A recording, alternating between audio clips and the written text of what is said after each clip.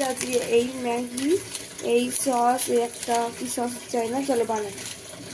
ম্যাগিটা দিয়ে দিচ্ছি আর এই যে মশলা, মানে এটা হচ্ছে হট স্পাইসি আর হচ্ছে এটা হচ্ছে হট স্পাইসি আছে। এটা আমার মধ্যে মশলা আর এটার মধ্যে কি আছে বুঝতে পারছি না।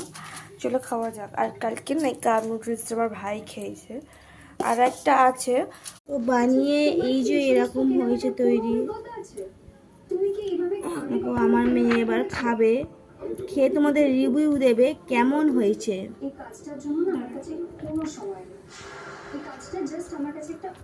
দেখেই কিন্তু লাগছে লোভনীয়, দেখে তো জানি না, এই প্রথম খাচ্ছে আমার মেয়ে, প্রথম ঝাল আছে ম্যাগি।